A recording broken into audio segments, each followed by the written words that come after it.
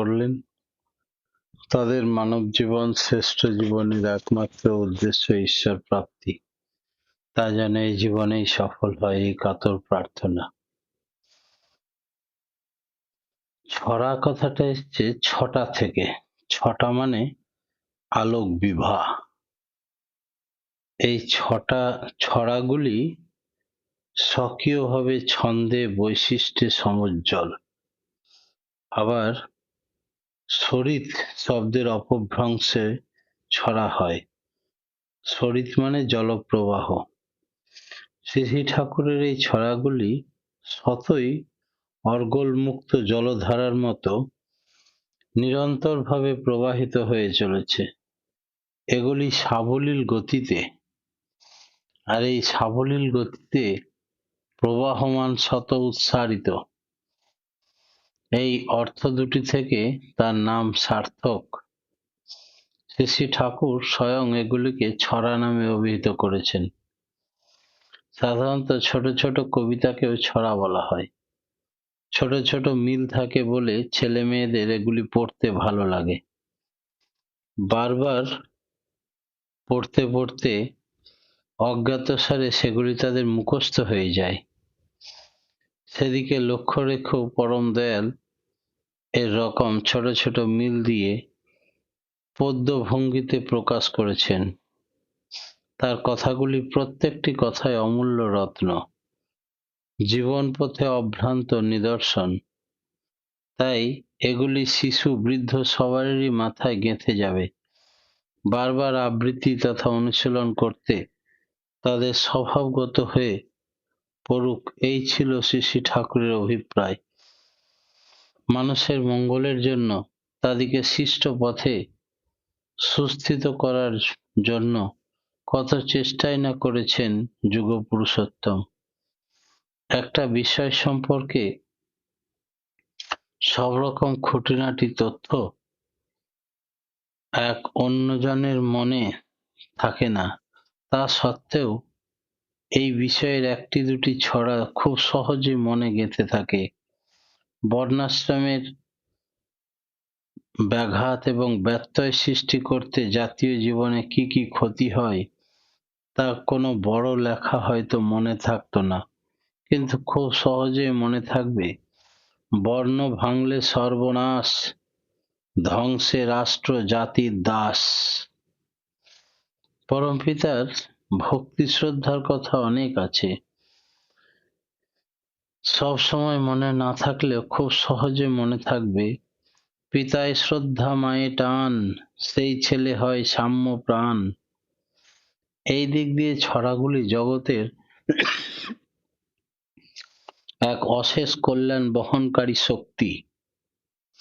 যুগপুরুষোত্তম শ্রী শ্রী ঠাকুর অনুকূলচন্দ্রকে তার ভাবধারাকে জীবনের অবলম্বন করে নিয়ে যারা এগিয়ে চলেছেন, তাদের ঘরে ঘরে ছোট ছোট শিশু থেকে আরম্ভ করে সকলে এরকম কত রকমের ছড়া মুখস্থ। যে সংসারে এগুলির চর্চা যত বেশি, সেই সংসারের মানুষগুলি ততখানি ইষ্টভাবে অনুভাবিত হয়ে থাকার সুযোগ বেশি পায়। ছড়াগুলির আবৃত্তির সময় সংসারটাকেই ওই ভাবতরঙ্গে আন্দোলিত করতে থাকে। প্রতিটি দ্বন্দ্ব সংকুল ক্ষেত্রেই মনে পড়ে যায় দয়াল ঠাকুরের ছোট্ট একটি সমাধানী ছড়া। চলাই ফেরাই, খাওয়াই শোয়াই, চাষে ব্যবসায় শিল্প নীতিতে, চাকরি ক্ষেত্রে লোক ব্যবহারে, ব্যক্তিগত চরিত্র সংশোধনে, প্রত্যেক বিষয়ে ঠাকুরের ছড়াগুলি যেন শান্ত লক্ষ্মী মেয়ের মতো দীপশিখা হাতে করে পথ দেখাচ্ছে। ভুল পথে যেতে গেলেই তার যেন মিষ্টি হেসে বলছে, ভুল করো না, এই তো আলো, পথ দেখে নাও। কোনো বাড়িতে হয়তো কেউ বাজার থেকে এসে হাত পা ভালো করে না ধুয়ে, কাপড় জামা না ছেড়ে ভাত খেতে বসলো। তখন সেই বাড়ির একটি ছোট্ট মেয়ে তাকে সতর্ক করে দিয়ে বলছে, সদাচারে রত নয়, পদে পদে তার ভয়। আবার কারো মনে হয়তো বেশ সাধন ভোজন করে একটা বড়সড় কিছু হয়ে পড়ার বিলাস আছে, কিন্তু তার জন্য সে পরিশ্রম ও ধৈর্য ধরার দরকার, তা সে রেহাসি নারাজ। তাই এক জায়গায় দীক্ষা নিয়ে কিছুদিন হয়তো ইচ্ছামতো জপ তপ করলো, কিন্তু নিষ্ঠা না থাকার জন্য যথোপযুক্ত ফল দেখতে পেল না। তখন সে আবার আর একজনকে গুরু খুঁজে বেড়াতে লাগলো, দীক্ষা নিয়ে চলতে লাগলো। নিষ্ঠাহীন জীবন যেখান থেকে কিছুই পেল না, আবার গেল আরেকজনের কাছে। এইভাবে ঘাটে ঘাটে জল খেতে খেতে ঘুরে বেড়াতে লাগলো। এমনতর মানুষ সম্পর্কে শ্রী শ্রী ঠাকুর ছড়ায় স্পষ্ট ভাষায় জানিয়ে দিচ্ছে, বহু গুরুতে দীক্ষা হয় না তাহার শিক্ষা। তাই যারা কোনো জায়গায় দীক্ষিত হয়ে সুনির্দিষ্ট তৎপর হয়ে গুরুকেন্দ্রিক জীবন লাভ করে, তাদের একরকম ভাব, আর যারা সদ্গুরুর তীব্র আকুতি নিয়ে একের পর এক অন্বেষণ করে চলে থাকে, তারা কিন্তু এই পর্যায়ে পড়ে না। জীবন বৃদ্ধির পথের অমূল্য সম্পদ এই ছড়াগুলি যদি একবার শিশুদের মাথায় গেঁথে যায়, যে বাড়িতে ছোট ছোট শিশু আছে, মা বাবারা যদি সেই শিশুগুলোকে এখনই ডেলি 5টা করে ছড়া তোমাকে মুখস্থ করতে হবে বলে তার উপরে দায়িত্ব দেয়, সেই ছড়াগুলো রোজ শোনে, তাহলে দেখা যাবে তার পথের পাথেয় তৈরি হয়ে গেল। তারপর তারা বড় হয়ে যদি ওই দীক্ষা গ্রহণ করে, বিধিমাফিক চলতে ইচ্ছুক হয়, তখন ওইগুলি তাদের চিন্তা ও কর্মপথের কম্পাস। সেই জন্য প্রত্যেকটি সৎসঙ্গ অধিবেশনের শেষে 2 লাইনের কিছু ছড়া আহ্বান ধ্বনি হিসাবে দেবার নির্দেশ দিয়েছেন দয়াল ঠাকুর। এগুলি নিত্য আবৃত্তির মধ্যে দিয়ে মানুষের মন চচ্চিত্তা পরায়ণ হয়ে উঠবে। মানুষ আবৃত্তি মানেও সাম্যকভাবে বর্তমান থেকে বৃদ্ধ ধাতু, অর্থাৎ কোনোভাবে অনুরঞ্জিত থেকে মানুষ যখন তদনুযায়ী চিন্তা ও কর্মে নিরন্তর হয়ে চলতে থাকে, তখন সেই রকমটাকে আবৃত্তি বলা হয়। শুধু মুখস্থ করাকে আবৃত্তি বলে না। আবৃত্তি মানে তাতে সাম্যকভাবে থাকা। শ্রী ঠাকুর চেয়েছিলেন ছড়াগুলি ছোট ছোট খোনার বচনের মতো ঘরে ঘরে ঘুরে বেড়াবে, তাতে লোকের এগুলি মনে রাখতে সুবিধা হবে। আবার কখনো বলেছেন, ছড়াগুলি আমি সহজ ভাষায় লেখার চেষ্টা করছি, সাধারণত ছোট ছোট ছেলে মেয়েদের দিকে লক্ষ্য রেখে। সহজ গ্রাম্য ভাষায় হলে সব রকম লোকই যেন বুঝতে পারে। আমি চাই মেয়ে লোকেরাও যেন রান্না করতে করতে একখানা অনুশ্রুতি হাতে খুলে পড়তে পারে। সেই জন্য অনুশ্রুতির ছড়াগুলি সবই প্রায় চলতি গ্রাম্য ভাষায় লেখা, অজ্ঞ প্রাজ্ঞ কারো কাছে যেন দুর্বোধ্য না হয়। বলাই পটু কাজে কম, নিজেই হয় নিজের জম। তবে বিষয়বস্তুর গুরুত্ব কখনো কখনো এই প্রকার ভঙ্গিতে একটু কঠিন করে দিয়েছে। যেমন, ধ্যান কিছু নয় আর পেষ্টমনন উদ্বোধনার স্ফূর্তি চলন আনিবার, অথবা দৃপ্ত যেসব বিচ্ছরণা সংহতিতে ছুটিয়ে দেয়, বিস্ফোরণী তৎপরতায় দৃপ্ত হয়ে প্রায়ই ধায়। তাহলে দেখা যাচ্ছে যে বিষয় অনুপাতে তজ্জাতীয় ভাষা স্বাভাবিকভাবেই একটু কঠিন হয়ে যাচ্ছে। এর কোনো রকম কষ্টকল্পিত বা সচেতন প্রয়াস প্রসূ নয়। ইচ্ছা করলেই হবে না। যেমন বিষয় জটিল, তেমনি ভাষাটাও একটু জটিল হয়ে যায়। পরিস্থিতি এবং পরিবেশের সারা সাংঘাতিক ভিতর দিয়ে যখন সে ছড়া আবির্ভূত হয়েছে, অনুলেখক যেই থাকুক না কেন, তখন সেটা সেভাবেই তাকে ধরে রেখেছেন। ছড়াগুলি কবিতার ঢঙে লেখা হলেও তথাকথিত কবিত্বের মুন্সিয়ানা এর মধ্যে নেই, বরং এখানে আছে ভগবত দ্যুতি, দৈবী অনুপ্রেরণা, সত্তাভিমুখী বঞ্চনা। পরম পুরুষের বদন কমল নিঃসৃত এই বিপুল সাহিত্য সম্ভারকে বলা চলে জীবন ধর্মের শাশ্বত মর্মবাণী, শাশ্বত প্রত্যয় ও কর্ম প্রবোধনী দিব্য গীতা। শ্রী শ্রী ঠাকুর যত ছড়া দিয়েছেন তার কোনোটি আচমকা হঠাৎ করেই বিনা কারণে এসে উপস্থিত হয়নি। তার সহস্র সহস্র বাণীর মধ্যে ছড়াগুলির পিছনে আছে এক একটি জীবন্ত ঘটনা বা ইতিহাস।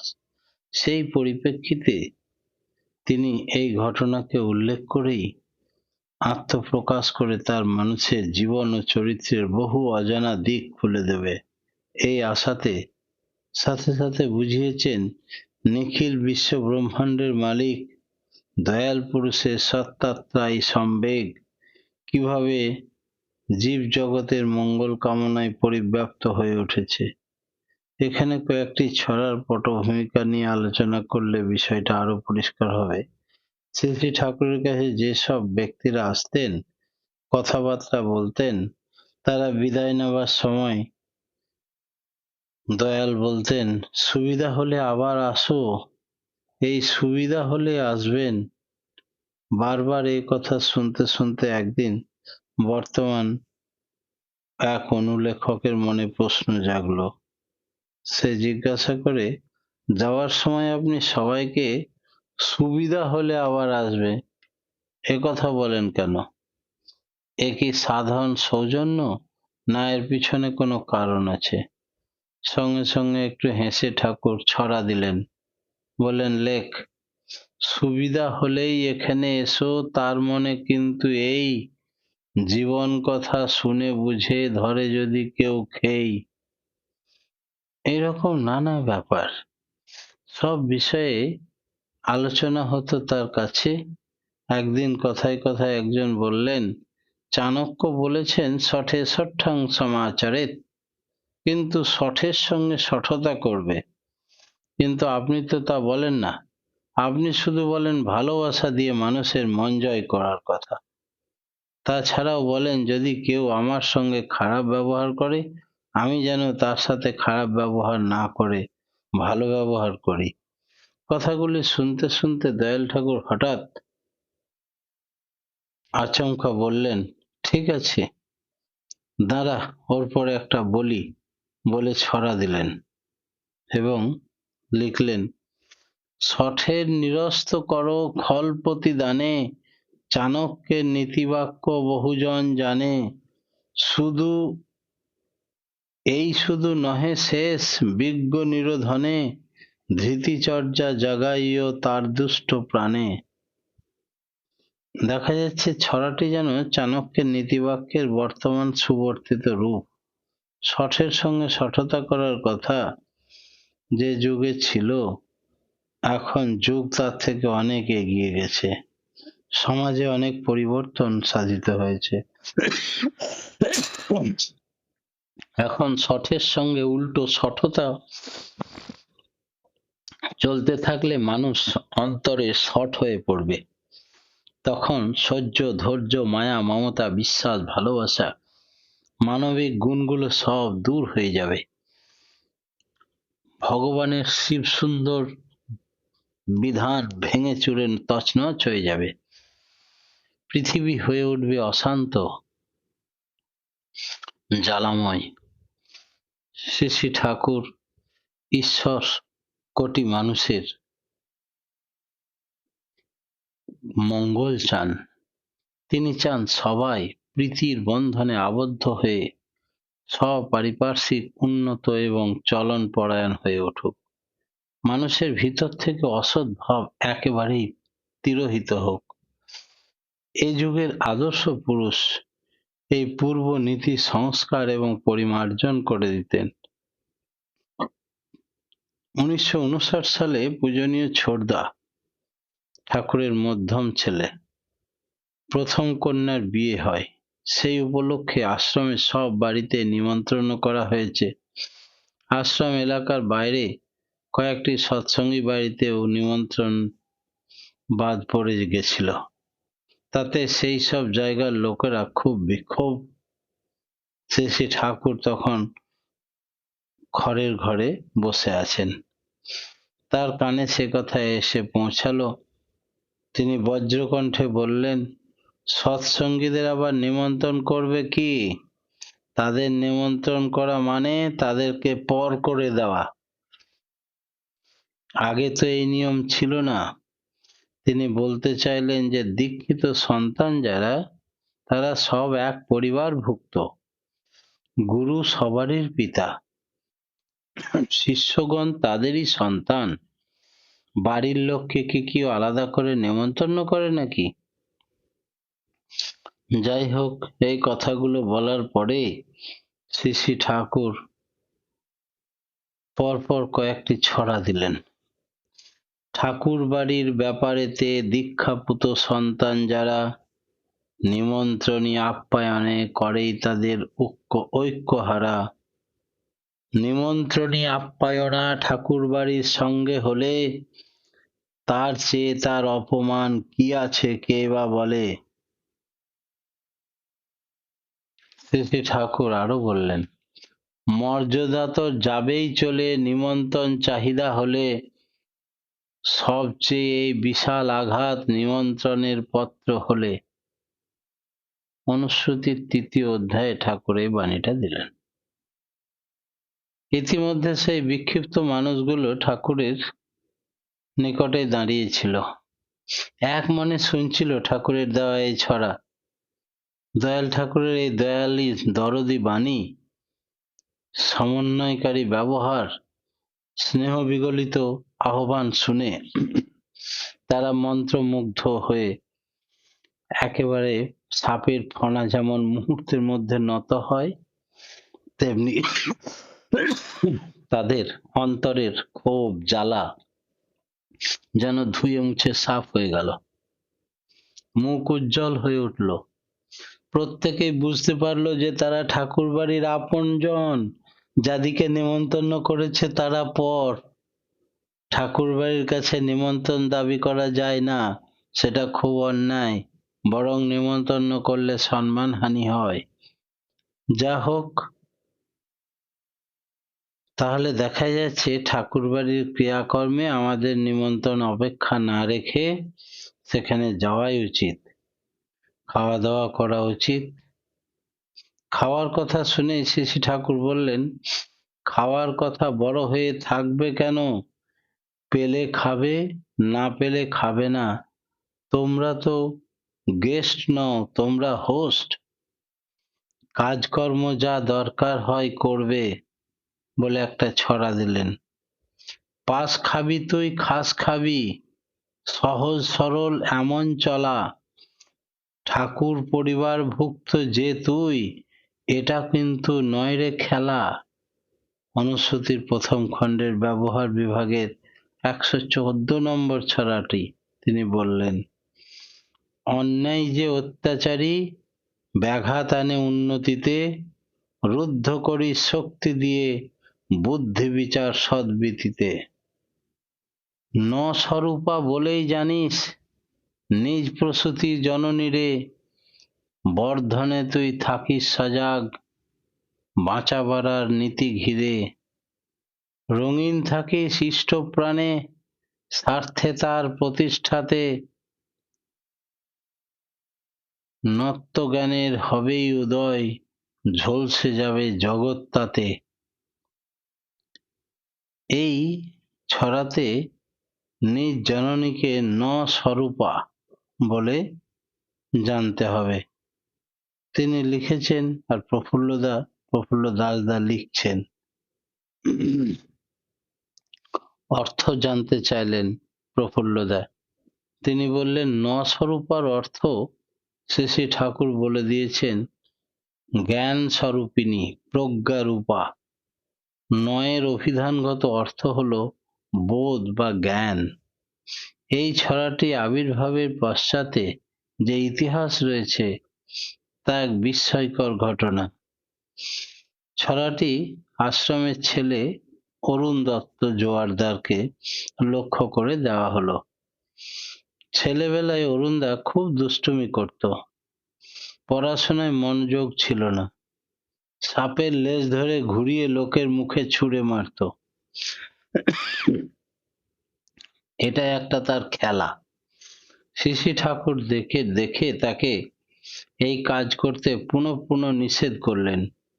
তা সত্ত্বেও আবার একদিন এরকম করায় শ্রী ঠাকুর আশ্রম কর্মী বঙ্কিম রায়দাকে আদেশ করলেন অরুণকে ধরে নিয়ে আসতে। আর অরুণদার মাকে বললেন, ওকে আমি মারবো, তুই সামনে দাঁড়িয়ে থাকবি। অরুণদাকে ধরে আনার পর শ্রী ঠাকুরের আদেশে তার হাতে দড়ি বেঁধে নিকটেই একটা বাবলা গাছের ডালে তাকে ঝুলানো হলো। তারপর বাঁশের একখানা বাঁশরি দিয়ে শ্রী ঠাকুর অরুণদার পাছায় দমাদম বাড়ি মারতে থাকলেন। সাথে সাথে সে কি তর্জন গর্জন, ক্রোধে সে কি অভিব্যক্তি! রুদ্র যেন হুঙ্কার ছাড়ে। অসতের অমূল বিনাশ সাধনে সমুদ্যুত অনেকেই দাঁড়িয়ে দেখছেন এই ঘটনা। অরুণদাকে মারছেন শ্রী ঠাকুর, বেঁধে বাবলা গাছে ঝুলিয়ে। শ্রী ঠাকুর দাদা পরম প্রেমময় শ্রী ঠাকুরের রাঙারাতুল চরণে প্রতি প্রত্যেকের সার্বিক মঙ্গল প্রার্থনা জানিয়ে আজকের মতো আমার ইষ্টপ্রসঙ্গ এখানেই সমাপ্ত করলাম। জয় গুরু। জয় গুরু।